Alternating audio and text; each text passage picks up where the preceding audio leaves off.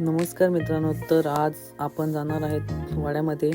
मी मागे बसलेलो आहे आणि बाईक चालवणारा माझा मित्र आहे. तर हा आहे आपला वाड्याचा बस स्टँड आणि बस स्टँडवर कधी पण गर्दी असते. आज गर्दी कमी आहे. त्याच्या उजव्या साईडने बघू शकता तुम्ही आपला वाड्याचा सरकारी दवाखाना. तरी समोर आहे ATM मशीन आणि आपण बघूया आपल्याला पैसे भेटतात की नाही. ATMच्या डाव्या साईडने लेडीज होत्या.